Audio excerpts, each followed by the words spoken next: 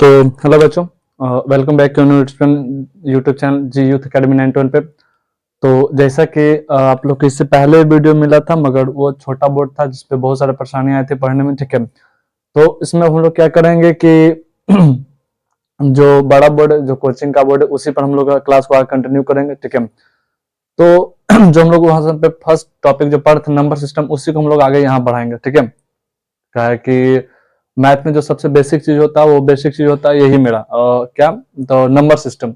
ठीक है, तो हम लोग उसी को फिर से कंटिन्यू करेंगे।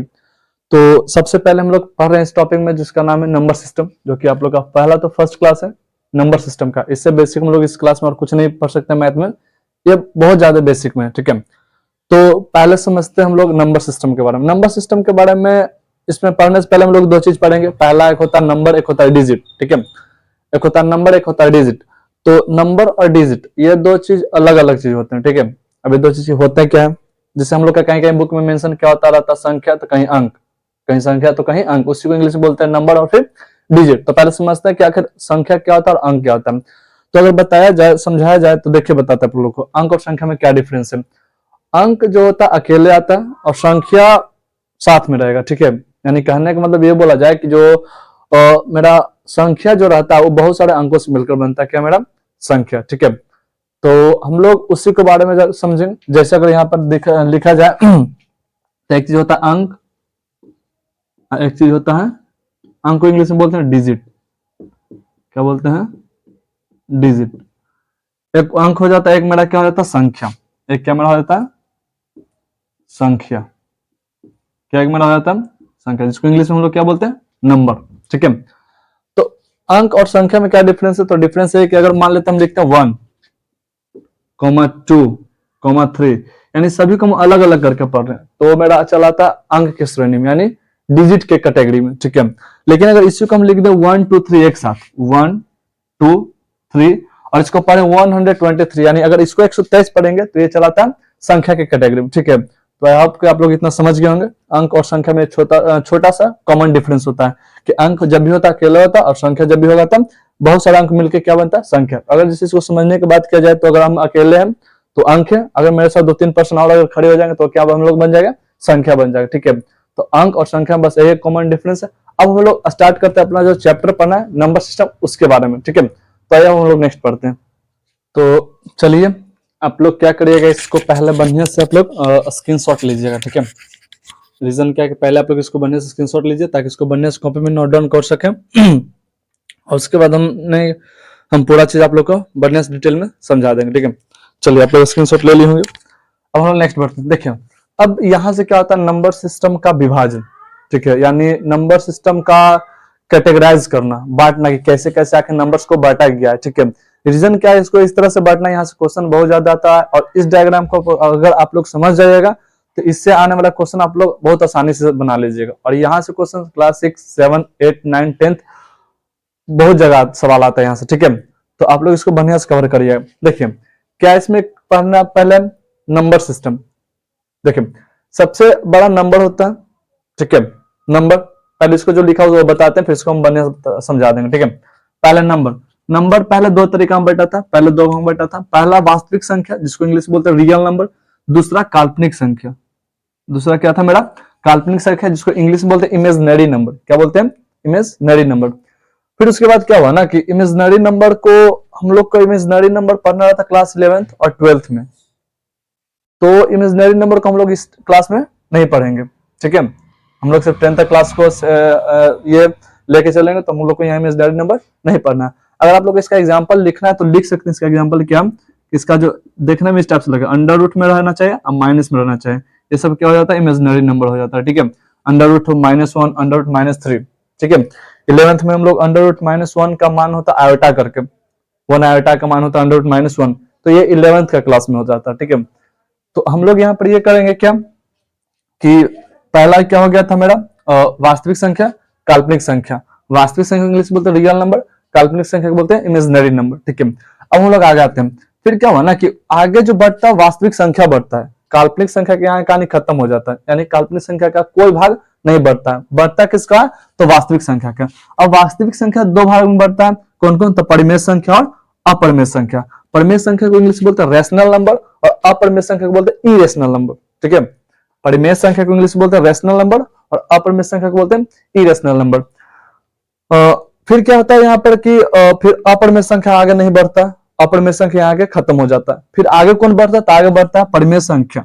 ठीक है, तो परिमेय संख्या में कौन कौन सा होता है? तो प्राकृत संख्या जिसको इंग्लिश में बोलते हैं नेचुरल नंबर, दूसरा पूर्ण संख्या जिसको इंग्लिश में बोलते हैं होल नंबर, पूर्णांक संख्या जिसको बोलते हैं इंटीजर नंबर, भाज्य संख्या जिसको बोलते हैं प्राइम नंबर, अभाज्य संख्या बोलते हैं जिसको कंपोजिट नंबर। इसके बाद और भी बहुत सारे नंबर्स होते हैं जैसे सम संख्या, इवन नंबर, विषम संख्या, ऑड नंबर, और फिर कहने का मतलब हो जाता है को प्राइम नंबर, सहभाज्य संख्या, ये सब हो जाता है। ठीक है, तो वो सब भी पार्ट हो जाता है सब परिमेय संख्या का। नीचे स्पेस है, लिखने के लिए लिख सकते हैं जो जो बोले, नहीं तो इतना हम लोग एग्जांपल के लिए समझ सकते हैं। ठीक है, बाकी क्या करेंगे ना, सब चीज का हम डिटेल लिखेंगे कि वास्तविक संख्या किसे कहते हैं, काल्पनिक संख्या क्या है, फिर परिमेय संख्या क्या है, अपरिमेय संख्या क्या, ये सब चीज के बारे में डिटेल समझेंगे। लेकिन उससे पहले हम लोग को ये समझना जरूरी है। ठीक है, अब इसको तो ये हो गया किताबी नॉलेज। ठीक है, अब इसके अकॉर्डिंग हम लोग सीखना है, हम लोग को जो हम लोग इसे रिलेट करके याद कर सकते। देखिए कैसे याद करना है इसको। जो पहले क्या होता है ना कि जिससे सबसे इसमें बड़ा हो जाता है नंबर, नंबर। तो अगर आप इसको घर पे अपना रिलेट करिएगा कि सबसे बड़ हो गए दादाजी। ठीक है,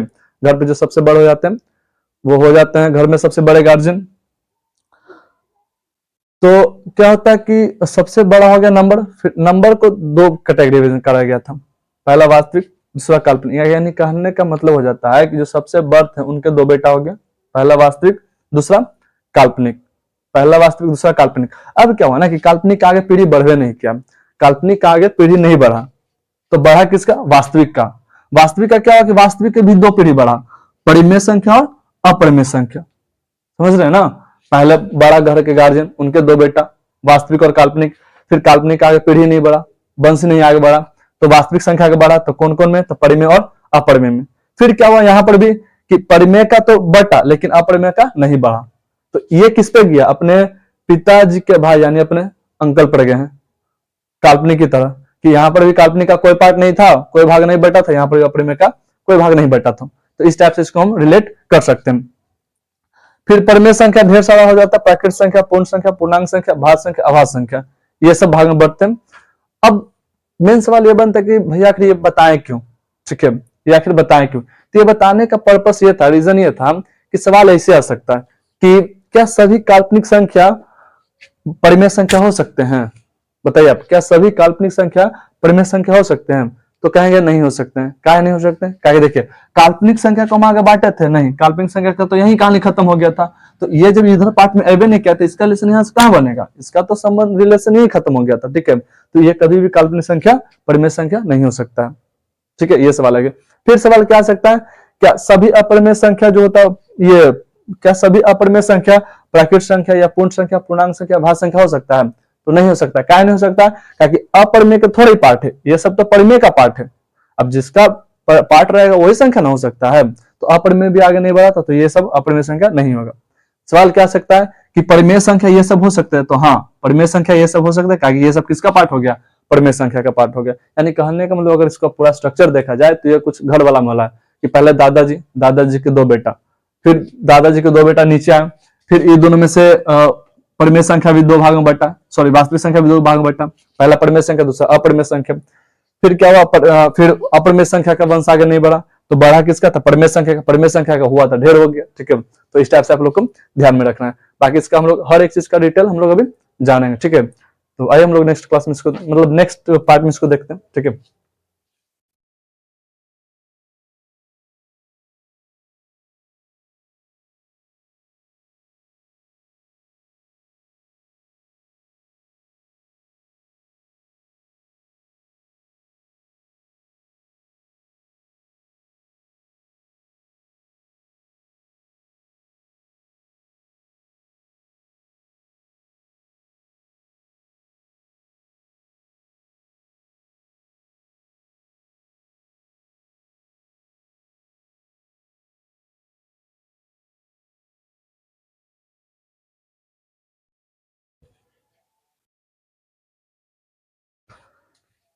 चलिए तो हम लोग अब आगे देखते हैं। ठीक है, आगे क्या है कि हम लोग अब सभी चीज का डिफिनेशन पढ़ेंगे। ठीक है, तो पहला हम लोग पढ़ते हैं वास्तविक संख्या। वास्तविक संख्या क्या है? तो देखिए परिमेय संख्या और अपरिमेय संख्या के संग्रह को वास्तविक संख्या कहते हैं।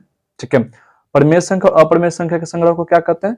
वास्तविक संख्या कहते हैं। ठीक है, यहाँ पर एक लिखे हैं नोट टाइप करके कि वास्तविक संख्या बराबर परिमेय संख्या प्लस अपरिमेय संख्या। परिमेय संख्या प्लस अपरिमेय संख्या, डायरेक्ट इसका डिफिनेशन याद रख सकते हैं कि परिमेय संख्या क्या है, तो परिमेय संख्या हो जाता है वास्तविक संख्या क्या है, तो परिमेय संख्या प्लस अपरिमेय संख्या। ठीक है, किसका डिफिनेशन हो गया?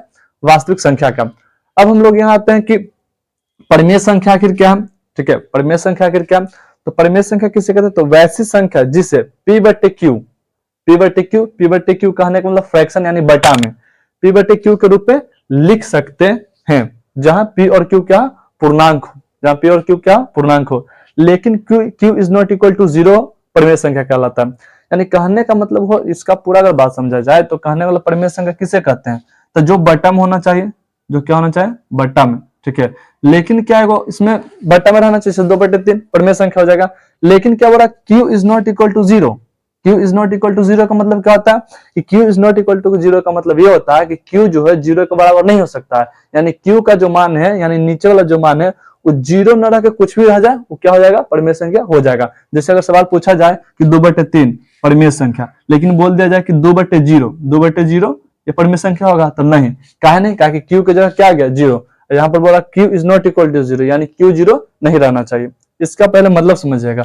अगर कोई चीज बराबर है, x बराबर 2, यानी 2 का मान x का मान हम लोग 2 के बराबर रख सकते हैं, लेकिन अगर इसका मतलब अगर लग जाएगा कि x is not equal to 2, यानी कहने का मतलब x का मान हम 2 के बराबर नहीं रख सकते, बाकी कुछ भी रख सकते हैं। उसी तरह यहाँ है कि Q is not equal to 0 का ये मतलब होता है कि Q जो है क्या नहीं होना चाहिए, 0 नहीं होना चाहिए। तो इस कारण ये परिमेय संख्या नहीं होगा। लेकिन पूछा जाए कि 2/3 परिमेय संख्या होगा कि नहीं, तो ये परिमेय संख्या हो जाएगा। ठीक है, तो बस ये परिमेय संख्या का डिफिनेशन था।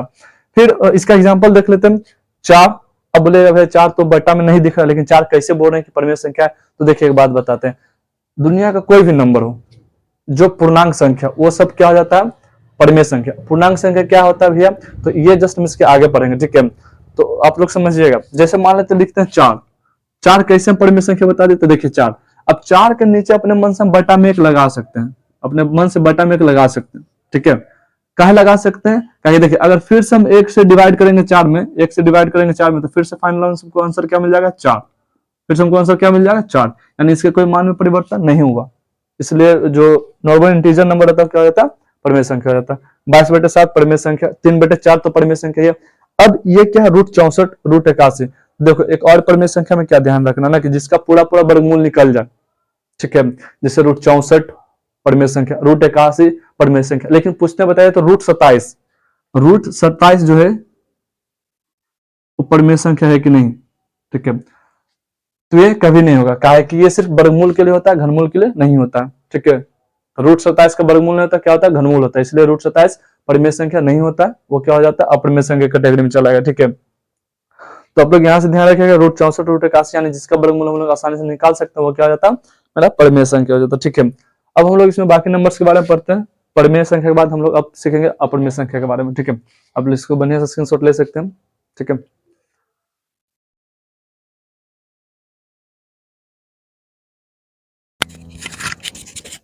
तो आप लोग इसे बनने से कोई स्क्रीनशॉट ले सकते हैं। ठीक है, अब बहुत परेशानी ये हुआ कि हम इधर वीडियो शूट कर रहे थे, हमें लगा कि शायद वीडियो हो रहा है, मगर वीडियो नहीं हो रहा था, तो फिर से हमें मेहनत लगा। ठीक है, ये आप लोग का आधा घंटा के वीडियो के लिए हमें कम से कम 2 घंटा, 1 घंटा, 1.5 घंटा ऐसे टाइम देना पड़ता है। ठीक है, तो आप लोग भी थोड़ा समझिए और सहयोग करिए, चैनल को सपोर्ट करिए। ठीक है, तो चलिए हम लोग आगे बढ़ते हैं। हालांकि हम दोबारा बता रहे हैं। ठीक है, इससे पहले बता रहे थे मगर वीडियो रिकॉर्ड हुआ नहीं, एक बार फिर से कंफर्म कर लेते हैं, रुक जाए थोड़ा सा। ठीक है, तो चलिए हम लोग परिमेय संख्या किससे पीछे पढ़ चुके थे, अब हम लोग आते हैं अपरिमेय संख्या में। अपरिमेय संख्या क्या होता है, तो अपरिमेय संख्या बोल सकते हैं किसको, जो परिमेय संख्या हो गया वो तो परिमेय संख्या हो गया, और जो परिमेय संख्या नहीं हुआ उसके अलावा जो भी सब चला वो क्या हो जाएगा, परिमेय संख्या। जैसे देखिए, अगर इसका डिफिनेशन ध्यान रखना चाहते हैं, डिफिनेशन याद रख लेते कैसे। अपरिमेय संख्या वैसी संख्या जिसे P/Q के रूप में नहीं लिख सकते हैं, अपरिमेय संख्या कहलाते हैं। एग्जाम्पल √6, इसका कोई वर्गमूल्य नहीं निकलेगा, तो अपरिमेय संख्या। और एक ये जो चिन्ह जो है ना इस टाइप का, इसको हम लोग बोलते हैं पाई, मैथ में इसको बोलते हैं पाई। पाई का वैल्यू होता है 22/7। आपको परिमेय संख्या के एग्जाम्पल में जाए लिखा होगा वहां पर 22/7। ये क्या होता है, पाई। पाई जो होता है ना अपरिमेय संख्या होता है, और पाई जो होता है एक मोस्ट इंपोर्टेंट साइन है जो कि हर साल क्लास 10th का ऑब्जेक्टिव में पूछता है कि पाई कैसन संख्या है, तो पाई हो जाता है मेरा अपरिमेय संख्या। तो आप लोग पाई को जरूर याद रखिएगा, घर में पाई होता है ना वो कैसन संख्या, अपरिमेय संख्या, घर वाला पाई कैसन संख्या, तो अपरिमेय संख्या, यहाँ से याद रखिएगा, ठीक है। और आगे हम लोग आते हैं प्राकृत संख्या। प्राकृत संख्या किसको कहते हैं, तो गिनती की संख्या को हम लोग क्या बोलते हैं, प्राकृत संख्या। गिनती की संख्या को हम लोग क्या बोलते हैं, प्राकृत संख्या।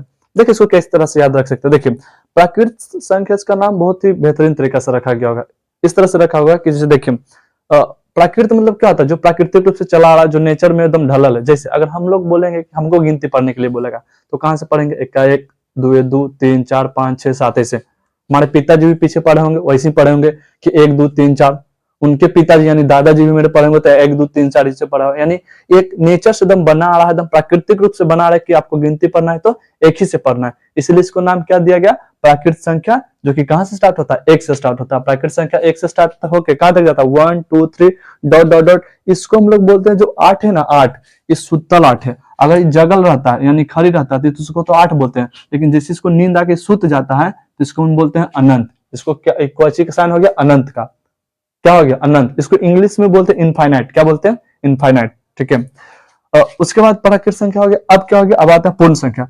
पूर्ण संख्या का डिफिनेशन थोड़ा सा यूनिक लिखे, क्या लिखे हैं कि 0 प्लस प्राकृत संख्या पूर्ण संख्या कहलाता है। कैसे, अगर हम प्राकृत संख्या में अगर आगे 0 लगा देंगे तो क्या बन जाता है, पूर्ण संख्या। पूर्ण संख्या को इंग्लिश में बोलते हैं होल नंबर, क्या बोलते हैं, होल नंबर। देखिए इसको कैसे याद करवा देते हैं, देखिए ये क्या चीज, ये होल नियत नहीं लग रहा है, होल यानी बिल नियत थोड़ा सा, कि होल नंबर, तो देखिए होल नंबर, ये होल नंबर, होल नियत नहीं लग रहा है, तो होल यानी बिल यानी 0 से स्टार्ट होगा, यानी होल से स्टार्ट होगा, यानी लड्डू से स्टार्ट होगा, 0 से स्टार्ट होगा, तो होल नंबर यानी पूर्ण संख्या कहां से स्टार्ट होगा, 0 से स्टार्ट होगा, ठीक है। तो ये हो गया इसका डिफिनेशन। अब बाद हम लोग आते हैं पूर्णांक संख्या। पूर्णांक संख्या किसको कहते हैं, तो वैसी संख्या जो ऋणात्मक यानी माइनस और धनात्मक, धनात्मक यानी प्लस, ऋणात्मक में होता है माइनस और धनात्मक में होता है प्लस, दोनों में हो सकते हैं, वो क्या कहलाता है, पूर्णांक संख्या कहलाता है। जैसे -3 -2 -1 0 1 2 3 इनफाइनाइट तक जाता है, ये सब क्या हो जाता है, सब क्या कहलाता है, पूर्णांक संख्या कहलाता है, ठीक है। सवाल अब आएगा कैसे भैया इससे, तो सवाल इस तरह से आता है, देखिए कैसे आएगा, देखिए पूछेगा क्या सभी प्राकृत संख्या, क्या सभी प्राकृत संख्या पूर्ण संख्या हो सकता है, क्या सभी प्राकृत संख्या पूर्ण संख्या हो सकता है, तो हम बोलेंगे हाँ भैया हो सकता है। क्या है कि मान लेते हैं सभी प्राकृत, अगर इसको 0 का मूल देते हैं तो इसमें सब प्राकृत संख्या नहीं आ गया, तो सभी प्राकृत संख्या पूर्ण संख्या हो सकता है, ठीक है। सभी प्राकृत संख्या पूर्ण संख्या हो सकता है, लेकिन इसका अपोजिट, क्या सभी पूर्ण संख्या प्राकृत संख्या हो सकता है, क्या सभी पूर्ण संख्या प्राकृत संख्या हो सकता है, तो नहीं भैया। क्या सभी पूर्ण संख्या में तो 0 भी आ रहा है, इसमें तो 0 नहीं है, तो सभी पूर्ण संख्या प्राकृत संख्या नहीं हो सकती है, ठीक है। सभी पूर्ण संख्या प्राकृत संख्या नहीं हो सकती, क्या है सभी पूर्ण संख्या प्राकृत संख्या नहीं हो सकते, क्या पूर्ण संख्या में क्या आ रहा है, 0, यहाँ पर 0 मिल रहा है नहीं, इसलिए नहीं होगा। हाँ लेकिन जरूर ऐसे हो सकता है कि बताइए तो कुछ पूर्ण संख्या प्राकृत संख्या हो सकता है, हाँ तो हो सकता है, कुछ बोल रहा है, हम इसको यहाँ मूल लेंगे, चलो कुछ पूर्ण संख्या प्राकृत संख्या नहीं मिल रहा है, देखिए तो एक से स्टार्ट नहीं हो रहा है, तो कुछ पूर्ण संख्या प्राकृत संख्या हो सकता है, ठीक है। तो इस क्वेश्चन से, इस टॉपिक से इसी टाइप का सवाल बनता है, जो कि सबसे मोस्ट इंपोर्टेंट रहता है। आप लोग का थ्योरी के बाद हम हर एक टाइप का क्वेश्चन कराएंगे, ठीक है, बस इस क्लास से कंटिन्यू जुड़े रहिएगा। उसके बाद क्या लिखा था, पूर्णांक संख्या वैसी संख्या जो ऋणात्मक और धनात्मक दोनों में, ये तो अभी बता दिया था, ठीक है। तो इस टाइप का सवाल बनता है, तो पहले हम लोग थ्योरी को बढ़िया से कंप्लीट करेंगे, उसके बाद इस पर हम लोग सवाल भी करेंगे, ठीक है। तो आज हम लोग क्या कर रहे थे, बेसिक में इतना ही रखते हैं, ठीक है। बाकी का क्लास हम लोग नेक्स्ट वीडियो में करेंगे, ठीक है। बाकी का जैसे बच गया क्या, भाज्य संख्या बच गया, अभाज्य संख्या बच गया, फिर सम संख्या बच गया, विषम संख्या बच गया, सअभाज्य संख्या बच गया, तो जो भी संख्या बचे उसको हम लोग नेक्स्ट क्लास में करेंगे, ठीक है। तो आज के लिए हम लोग इतना ही रहने देते हैं। उससे पहले हम आप लोगों को कुछ बेसिक सा कुछ मैथ बताते हैं, आप लोग बताइएगा तो उसका आंसर क्या होगा, ठीक है। जैसे देखिए पहले वीडियो देख लेते हैं, तो रहा शूट, हाँ वीडियो तो शूट हो रहा है, चलिए देखिए क्या सवाल दे रहे हैं, देखिएगा। आप लोग से एक छोटा सा सवाल पूछते हैं, इसे देखिए, अगर लिखते हैं क्या, अगर हम लोग लिखते हैं एक नंबर लाइन बनाते हैं, ठीक, नंबर लाइन ड्रॉ की, बीच में हम रखते हैं 0, इधर माइनस रखते हैं और इधर क्या रखते हैं, प्लस रखते हैं। अगर माइनस तरफ हम रखते हैं तो इधर रखते हैं -4 -3 -2 -1, इधर प्लस में 1 2 3 4, कुछ इस टाइप से हो गया, ठीक है। अब हम लोग इसमें ये जानेंगे ना कि बताइएगा, आप लोग सवाल पूछते हैं कि -3 बड़ा कि -4 बड़ा, अब यहाँ से पूछते हैं 3 बड़ा कि 4 बड़ा, बताएगा इसको आंसर, जल्दी से इसका कमेंट में सब दीजिएगा तो आप लोग, ठीक है। -3 -4 कौन बड़ा होगा इसमें, 3 और 4 में कौन बड़ा होगा। तो देखिए हम इसको बताते हैं कैसे करेगा। इसमें क्या होता है ना, जो दिखता है सो होता है, इसमें जो क्या जो दिखता है सो नहीं होता है। मतलब क्या बोल रहे भाई, नहीं समझ में आ रहा। तो देखिए इसमें तो बता सकते 3 बड़ा कि 4 बड़ा, तो इसमें बोल दीजिए आराम से 4 बड़ा, जिधर बड़ा उधर मुंह खोलना है। अब भैया हम इसमें भी कंफ्यूज होते हैं कि जिधर बड़ा उधर मुंह खोलना है, तो आप लोग बताते हैं जैसे देखिए मान लेते हैं गांव में 2 तरफ भोज है, एक तरफ मॉर्निंग एक तरफ शादी में। अब शादी में भी है बॉक्स सिस्टम, तो बॉक्स सिस्टम में ज्यादा टाइप का खाना होगा, मॉर्निंग में जाएंगे तो बूंदिया पूरी बस कहानी खत्म। तो किधर ज्यादा आइटम आ रहा है, रिसेप्शन बॉक्स सिस्टम वाला शादी वाला, तो उधर मुंह खोल के जाएंगे कि हमको उधर खाना है। तो जिधर ज्यादा बड़ा उधर मुंह खोलना है, तो इधर तो 4 बड़ा था तो इधर मुंह खोल दिया, ठीक। अब इसके अपोजिट नियम इसमें लग जाता है, इसमें दिख रहा है ना 4 बड़ा, इसमें उल्टा होता है, इसमें जो दिखेगा सो होगा नहीं। इसमें भी लग रहा है कि 4 बड़ा होगा, लेकिन बड़ा कौन होता है, -3 बड़ा होता है। कौन बड़ा होता है, -3, ठीक है। तो इसलिए बोलते हैं इसमें जो दिखता है सो होता है, 4 बड़ा दिख रहा है 4 होगा, लेकिन इसमें अगर 4 बड़ा दिख रहा है तो 4 बड़ा नहीं होगा, कौन बड़ा हो जाता है, 3। इसका उल्टा नियम इसमें लगता है, ठीक है। नहीं तो इसको ध्यान में रखना, तो ऐसे याद रखेगा। माइनस होता है कर्जा, माइनस क्या होता है, कर्जा, ठीक है। तो आप बताएगा -4 पे आपके पास कर्जा सही रहेगा कि -3 पे कर्जा किस सही रहेगा, बड़ा आप लोग के लिए कौन बढ़िया रहेगा। तो -3 पे कर्जा सही रहेगा भैया, क्या कि जितना -3 इसलिए कर्जा सही है, ठीक है, क्या कि -3 कर्जा बढ़िया रहेगा, -4 कर्जा बढ़िया रहेगा। तो कौन बढ़िया रहेगा, -3 कर्जा बढ़िया रहेगा, इसलिए -3 तरफ साइन दे दी, ठीक है। तो इसमें उल्टा नियम चलता था, आप लोग ये ध्यान रखिएगा, ठीक है। क्या कर्जा में तो आप लोग इसी को ना ध्यान में रखिएगा कि हाँ -3 कौन बड़ा हो जाएगा इसमें, -3 बड़ा हो जाएगा, ठीक है, -3 बड़ा हो जाएगा। तो आप लोग ये ध्यान रखें, 2-3 को देते हैं, आप लोग बना लीजिएगा, ठीक है। जैसे -8 -7, ये पहला सवाल। दूसरा लिख लीजिएगा -10 -9। आप लोग ये दो को जल्दी से उतारिए, इसका आंसर आप लोग दे दीजिएगा, ठीक है। तो आप लोग इसको उतार लेंगे। अब हम लोग इसको नेक्स्ट करते हैं, चलिए, ठीक है। अब एक सवाल आपसे देते हैं होमवर्क के लिए, बताइएगा -4 के बाद, सॉरी यहाँ -3 कर लीजिए, -3 के बाद आने वाला अंक क्या होगा। चलिए इसमें हम आप लोग को ऑप्शन भी देते हैं,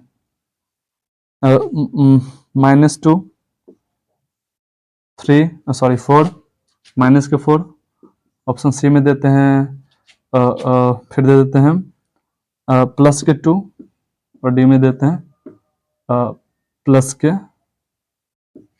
के देते हैं 4, एगो ई में देते हैं नॉट, यानी इनमें से कोई नहीं। आप लोग इसका आंसर जरूर दीजिएगा, ठीक है, कि किसका क्या होगा आंसर। बाकी इसी तरह के बेसिक जितना भी मैथ बनता है आप लोग को जरूर हम बताएंगे। ये आप लोग का बेसिक नॉलेज के लिए दे रहे हैं कि आप लोग अपने आप को पता कर लीजिएगा कि हम कितना पानी में मैथ में हैं, ठीक है। तो आई होप कि आप लोग का आज वाला जितना भी क्लास, जितना भी थ्योरी कराए हैं, आप लोग का सारा कंप्लीट होगा। तो हम लोग अब मिलते हैं नेक्स्ट क्लास में, और जितने भी भाई बहन का मैथ बेसिक कमजोर है वो आप लोग यहाँ से क्लास कर सकते हैं। फिर से बता देते हैं, ये basic class basic to advance तक जाएगा, ठीक है। और इसमें पूरा क्लास कवर हो जाएगा 10 तक के, क्लास 10 तक के जितना भी पोर्शन होता है इसमें हम लोग कंप्लीट करते जाएंगे, ठीक है। और इसमें इस वीडियो को बनाने का पर्पस ये है कि एक मेरा छोटा भाई पवन, वो भी क्लास शायद इसमें 9th में जाने वाला, हाँ तुम ही जो देख रहा है तुम्ही के बारे में बोल रहे हैं, ठीक है, हंसना बंद करो, ठीक है। तो उसी को पढ़ाने के लिए थोड़ा सा हम ये ऑनलाइन सहारा लिए, ठीक है। रीजन क्या है कि वो भी इस बार 9th में जा रहा है, उसका भी ठीक ठाक कंडीशन रहता है पढ़ने में, तो और बेहतर यहाँ से कर सकता है। अपना जाना कोचिंग में पढ़ना, उसके बाद यहाँ कर लेना, ठीक है। और क्लास को रेगुलर वे में देखना है तुमको, ठीक है। तो वैसे जितना भी यहाँ पर जितना भी यूट्यूब प्लेटफॉर्म पे सभी तो मेरे भाई हैं, छोटे भाई बहन, ठीक है। तो आप लोग यहाँ से जरूर क्लास को करिएगा। और इस पे आप लोग को क्लास 10th का भी वो मेन टॉपिक पढ़ाया जाएगा जो कि क्लास डायरेक्ट बोर्ड में आता हो, ठीक है। जैसे ग्राफ हो गया, फिर भाग विधि हो गया, पीएक्स जीएक्स वाला हो गया, जो वाला हो गया, बहुपद हो गया, ये सब भी पढ़ाया जाएगा, ठीक है। तो आप लोग को इतना कंप्लीट करिएगा। तो आज के लिए हम लोग इतना ही रखते हैं, अब मिलते हैं हम लोग नेक्स्ट क्लास में, तब तक के लिए जय हिंद, जय भारत, वंदे मातरम।